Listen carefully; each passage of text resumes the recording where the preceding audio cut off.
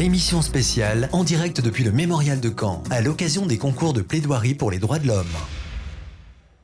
Merci de nous rester fidèles. Vous êtes toujours sur Radio Sensation Normandie. Nous sommes toujours en direct du Mémorial de Caen. C'est notre dernière intervention, dernier plateau avant de se séparer. Une belle journée que nous avons vécue ensemble. J'espère que vous avez pris autant de plaisir que nous à vivre donc ces plaidoiries de ce 20e anniversaire des plaidoiries lycéens et lycéennes au Mémorial de Caen. Une bonne douzaine en tout cas de ces jeunes talents que nous avons reçus aujourd'hui. Et notre plateau se clôture avec deux jeunes femmes, c'est Laurine et Émilie, qui représentent la région on va dire de l'Orléanais, du Loiret, Centre. le département 45.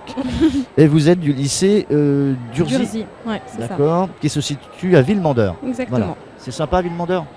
Il n'y a rien, mais c'est sympa. Oh là là, il n'y a rien, dit-elle, c'est cool. 45 minutes d'Orléans, d'après ce que j'ai compris. Oui. C'est ça. Laurine et Émilie, vous avez défendu un texte, un sujet, un thème. Vous étiez toutes deux les voix des sans-voix et malheureusement, on va le comprendre au fil de l'explication de votre thèse, crime d'honneur, ou dans certains pays, je dirais même que l'amour est un déshonneur, parce qu'on a parlé d'une jeune femme qui s'appelle Fouzia, Oui. jeune femme pakistanaise, Mm. et qui malheureusement n'a peut-être pas connu la fameuse loi du 6 octobre. Voilà, on va essayer de Exactement. revenir un peu dans tout ça.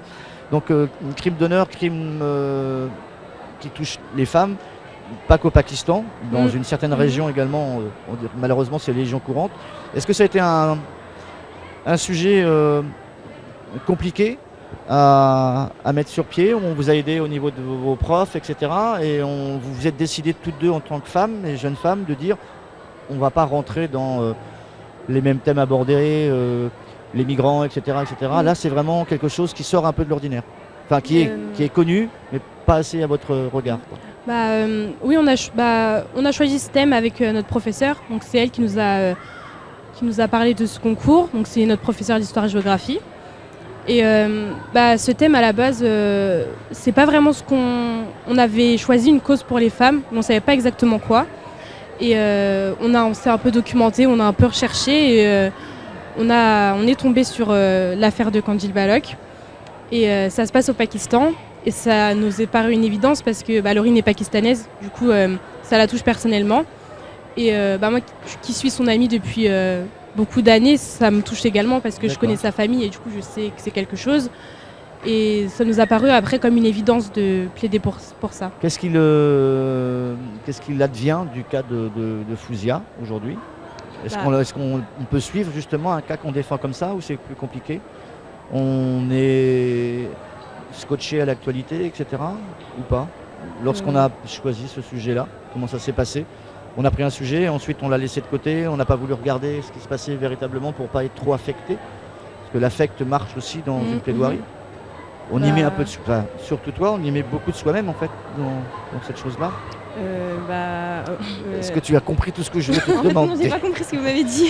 Est-ce que tu mets l'affect de côté malgré tes origines? Est-ce qu'on prend ce sujet-là comme, pas avec neutralité, mais comme un autre sujet à défendre, ou ça a été un peu plus compliqué pour celui-là? C'était pas forcément plus compliqué. En fait, c'était surtout à l'oral que c'était compliqué pour moi. Parce que vu que je suis assez nature sensible. Oui, voilà. Ouais. Vu que je suis assez sensible, etc., j'avais beaucoup d'émotions.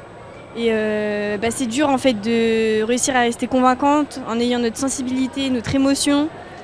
Et c'était pas vraiment facile à gérer, mais bon, ça va, c'était pas non plus insurmontable. Pareil, donc malgré que ton ami soit concerné de par ses racines, on a essayé de mettre ça de côté ou c'était compliqué? Moi je suis... T'avais l'impression de la défendre elle peut-être au travers de... En fait c'est particulier parce qu'on n'a pas... on n'a pas la même sensation quand on plaide. Parce que moi, elle est vraiment concernée, elle, par ce qui se passe, parce qu'elle a de la famille qui habite encore au Pakistan et du coup elle a un regard autre que le mien. Parce que moi j'ai aucune famille pakistanaise, je suis jamais allée au Pakistan, j'ai pas tout ça. Mais le fait qu'elle soit concernée, moi ça me touche d'autant plus parce que c'est proche en fait de moi. Mais je le vis différemment.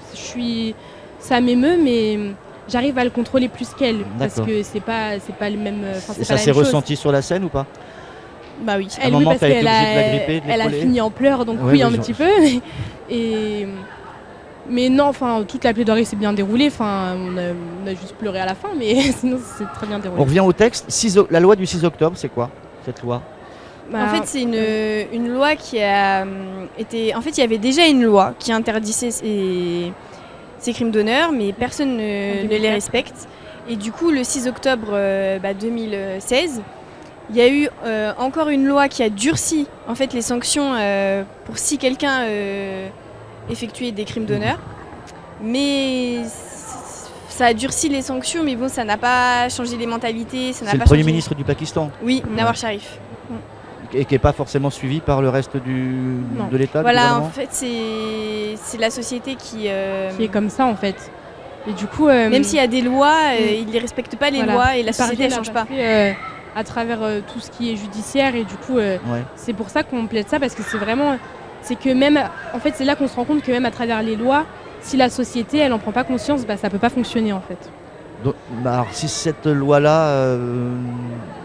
ne les protège pas, qu'est-ce qu'il advient maintenant alors ? En fait, c'est que la loi, elle est là, elle existe. Et dans l'affaire de Kandil Balok, son frère a été emprisonné à perpétuité. Mais en fait, on s'est vite rendu compte qu'il a été emprisonné parce que l'affaire avait eu beaucoup de médiatisation.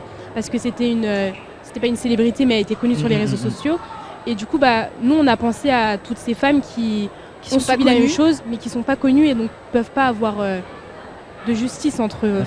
C'est de là, en fait, que votre travail, entre guillemets, peut servir la cause, puisque c'est la défense de ces femmes-là, elle viendra de l'extérieur automatiquement. Moi, je pense que c'est parce qu'on voit bien qu'ils essaient quand même, qu'il y a des lois qui sont mises en place, et du coup, je pense que faut que ça vienne d'ailleurs, parce qu'on voit bien que dans la société elle-même, ça peut pas, ça n'a pas un impact assez important. Qu'est-ce qui vous arrive après, vous, Laurine et Émilie, après votre scolarité ? On se dirige vers quoi ? Vers le droit, une fac de droit. C'est sûr ? C'est sûr, ouais. C'est sûr, et c'est un peu un chemin logique. Donc moi, à la base, je voulais pas du tout faire du droit, mais alors absolument pas. Ce qui est logique. Exactement aussi. Et c'est un peu grâce à la plaidoirie que je me suis vachement intéressée à...